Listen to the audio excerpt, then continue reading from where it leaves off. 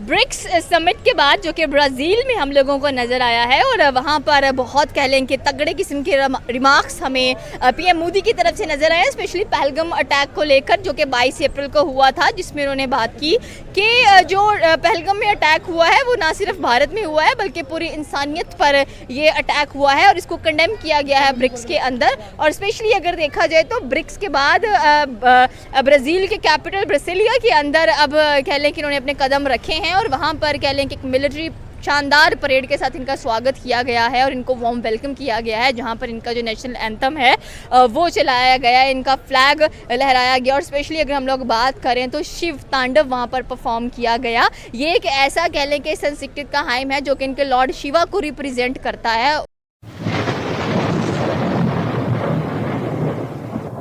नमस्कार दोस्तों, क्या हाल है। होप करता हूँ कि आप ठीक होंगे और स्वागत करता हूँ आपका हिंदुस्तान डॉट में। दोस्तों, इंडिया के पीएम मोदी जी ने अपने नाम एक बहुत बड़ा रिकॉर्ड कर लिया है। जी हाँ दोस्तों, मोदी जी ने 8 दिन के अंदर 5 कंट्री की विजिट कर ली है और हर जगह पे मोदी जी का ग्रैंड वेलकम हुआ। इतना ही नहीं, काफी सारे कंट्री ने तो मोदी जी को अपना हाईएस्ट सिविलियन अवार्ड भी दे दिया है। दोस्तों, इस बात से पाकिस्तानी की बहुत जली है, क्योंकि ऑपरेशन सिंदूर के बाद तो पाकिस्तानी कहते थे कि अब मोदी जी का डाउनफॉल चालू हो जाएगा, लेकिन मोदी जी ने 8 दिन के अंदर 5 कंट्री के विजिट करके पाकिस्तानियों के मुंह पे थप्पड़ मार दिया है और अब पाकिस्तानी जल रहे हैं। तो दोस्तों, बिना टाइम वेस्ट किए वीडियो में आगे देखते हैं मोदी जी की विजिट पे पाकिस्तानी पब्लिक के रिएक्शन।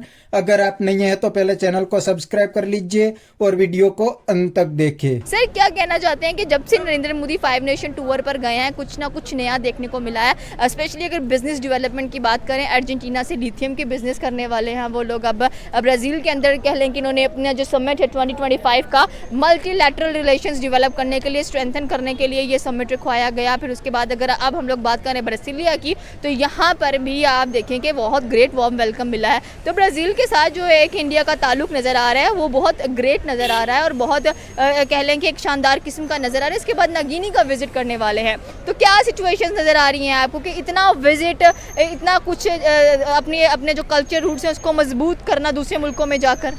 देखिए, पहली बात यह है कि पीएम मोदी जो है लास्ट टाइम जो 3.0 पे इलेक्ट होके आए हैं नरेंद्र मोदी, तो उसके बाद नरेंद्र मोदी मेरे ख्याल में गर्मियाँ जब से हमारे यहाँ शुरू होती हैं जून जुलाई में, तो मोदी साहब जो है ना वो विज़िट पे निकल जाते हैं।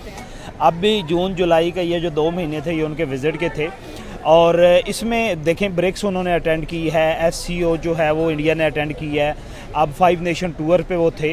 इंडिया के बारे में ना एक, और नरेंद्र मोदी की आप ये कह लें कि उनकी जो करिस्मेटिक पर्सनैलिटी है ना, उसमें ये बहुत बड़ा एक उनको एज है कि दुनिया का कोई भी मुल्क जो है ना उसके साथ नरेंद्र मोदी के इम्प्रेसिव रिलेशन है। कोई भी कंट्री आप ले लें, उसके साथ मोदी साहब के जो है ना वो रिलेशन बड़े अप टू द मार्क होते हैं और वो जहाँ पे भी जाते हैं जिस भी कंट्री में।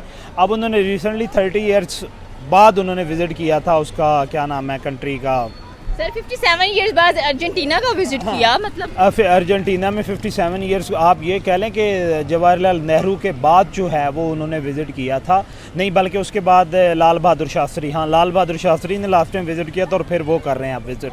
तो जहाँ पे भी वो जा रहे हैं अब ना दोबारा, क्योंकि पहले एक था इंडिया के सामने ये जो पाकिस्तान और इंडिया के रिलेशन ख़राब हुए, तो उसके बाद इनके सामने चैलेंज था अपने डिफेंस को स्ट्रेंथन करना।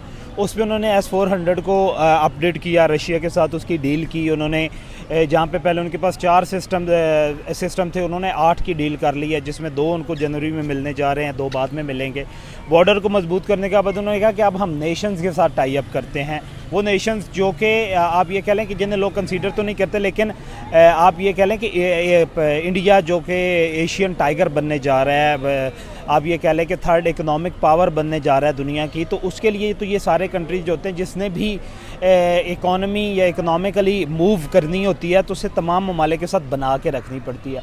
और बनाना जो है, आप देख लें कि उनके पास जो फॉरेन मिनिस्टर है मेरे फेवरेट हैं डॉक्टर S जयशंकर, तो वो पहले ऑलरेडी जो है वो फील्ड सेट करते हैं, उसके बाद वो पहले जनवरी से लेके अप्रैल मई तक जो है वो फील्डिंग सेट करते हैं, उसके बाद वो मूव और नरेंद्र मोदी को जो है उन्हें कह देते हैं कि भाई आप जो है वो मूव करें, और वो विज़िट करते हैं। और आप ये देखिएगा कि हर ये जून और जुलाई का जो महीना होता है, नरेंद्र मोदी का 5 से 10 नेशंस को वो विज़िट करते हैं ताकि उनको करीब ला सके। अभी यूनाइटेड नेशन में आप ये देखें कि रिसेंट डेवलपमेंट ये हुई थी कि यूनाइटेड नेशन में रिकगनाइज़ किया गया था और सपोर्ट किया गया इंडिया का अफ़गानिस्तान की तरफ से। ये कोई पाकिस्तान के लिए जो है आप ये कह लें कि एक सेट बैक है, या पाकिस्तान के लिए ये एक अच्छा शगुन नहीं है कि पाकिस्तान का हमसाया मुल्क, जैसे पाकिस्तान के साथ आप ये कह लें अफ़गानिस्तान हो गया या ईरान हो गया, दो ही ममालिक हमसाया ममालिक के साथ बॉर्डर शेयर्ड है हमारे, तो उसमें ईरान के साथ तो चलो अब ईरान के साथ किसी हद तक कुछ ये उनकी वॉर के वजह से कुछ रिलेशन जो हैं वो बेहतर हुए, अदरवाइज़ तो उनके रिलेशन आपको पता ही है कि बहुत ज़्यादा आप ये कह लें कि सर्द महरी चल रही थी पाकिस्तान और ईरान के दरमियान। लेकिन अब उन्होंने वोट किया है 193 नेशंस में से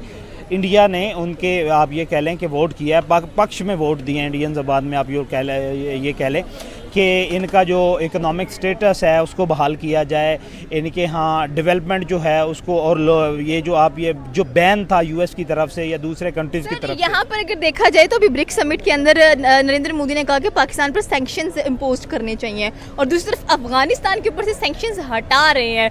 तो क्या लगता है कि अफगानिस्तान की तरफ झुकाव डेफिनेटली भारत का ज़्यादा नज़र आ रहा है, जबकि जिन्होंने सैंक्शंस लगाए हैं अफगानिस्तान के ऊपर ड्यू टू आप देख लें टेरर की वजह से लगाए हैं, और अब पाकिस्तान के ऊपर भारत कह रहा है कि सैंक्शंस लगा देने चाहिए। तो क्या लगता है कि पाकिस्तान के ऊपर सैंक्शंस लगेंगे? देखें, पहली बात तो यह है कि हमें इंडिया का पाकिस्तान मुखालिफ है, और इंडिया मुखालफत डट के करता है। एक बात है कि वो अपनी डिप्लोमेसी में उसने ये बात शामिल की हुई है कि कहीं पे भी पाकिस्तान को मैंने ऊपर नहीं होने देना, या कहीं पे भी मैंने पाकिस्तान की फेवर में कोई बात नहीं करनी। आपने रिसेंट SCO कॉन्फ्रेंस पाकिस्तान में देखी थी, डॉक्टर एस जयशंकर ने कि आप ये कह लें कि क्यूमुलेटिव जो नैरेटिव था उसका अटेंड करने से इनकार कर दिया था। यहाँ पर आके उन्होंने पाकिस्तान के अगेंस्ट पाकिस्तान में बैठ के जो है वो बात की थी कि terrorism and table talk couldn't B move on the same page. ये उन्होंने लास्ट ईयर भी की थी, अब भी उन्होंने आप ये देखें SCO की जो कॉन्फ्रेंस हुई थी उसमें उन्होंने जो नैरेटिव था, क्यूमुलेटिव बयानिया जो था हम आपका SCO ममालिक का, उस पर साइन करने से उन्होंने इनकार कर दिया था। तो ये एक है कि उनके सामने अगर पाकिस्तान उनका चैलेंज है तो वो चैलेंज को एक्सेप्ट करते हैं, वो इसको फेस करते हैं, वो मूव नहीं करते, साइड पे नहीं होते। अब ब्रिक्स थी तो ब्रिक्स में उन्होंने देखें पहलगाम अटैक हुआ है तो उसको भूले नहीं है अभी तक, ठीक है। नेशंस में क्या होता है कि नेशन अपने वाइड इंटरेस्ट में जो अच्छा ठीक है। तो दोस्तों ये थे पाकिस्तानी पब्लिक के रिएक्शन। ये सब पाकिस्तानी ऑपरेशन सिंदूर के दौरान हवा में उछल रहे थे और कहते थे कि पाकिस्तान ने इंडिया को मुंह तोड़ जवाब दे दिया, इसलिए अब मोदी का डाउनफॉल चालू हो जाएगा। लेकिन दोस्तों मोदी जी ने 8 दिन के अंदर 5 कंट्री की विजिट करके पाकिस्तानियों के मुंह पे थप्पड़ मार दिया है। और दोस्तों आज इंडिया की इकोनॉमी दुनिया की 4th लार्जेस्ट इकोनॉमी बन गई है, इसलिए दुनिया की कोई भी कंट्री अब इंडिया को इग्नोर नहीं कर सकती। आज हर कंट्री इंडिया के साथ अच्छे रिलेशन और इंडिया के साथ ट्रेड करना चाहती है, क्योंकि पूरी दुनिया को पता है कि कुछ ही सालों में इंडिया इकोनॉमिक सुपर पावर बन जाएगा। इसीलिए तो आज दुनिया की हर बड़ी कंपनी भी इंडिया में इन्वेस्टमेंट करने लगी है। और दूसरी साइड पाकिस्तान की इकोनॉमी तो पूरी IMF के लोन पे चलती है और हर दिन डूब रही है। अब पाकिस्तान लोन के चक्रव्यूह में फंस गया है। दोस्तों पाकिस्तान एक लोन लेता है और उस लोन को वापस करने के लिए दूसरी लोन लेता है, इसीलिए पूरा पाकिस्तान अब लोन की चक्रव्यूह में फंस गया है। इसीलिए तो आज दुनिया की कोई भी कंट्री पाकिस्तान का नाम भी नहीं लेते, इवन इस्लामिक कंट्री भी अब पाकिस्तान को लोन देने से मना कर देते हैं। तो बस दोस्तों आज के वीडियो में इतना ही। ये थे पाकिस्तानी पब्लिक के रिएक्शन। अगर आपको ये वीडियो पसंद आया है तो वीडियो को लाइक शेयर कर दीजिए और चैनल को सब्सक्राइब करना मत भूलिए। थैंक यू, मिलते हैं नेक्स्ट वीडियो में।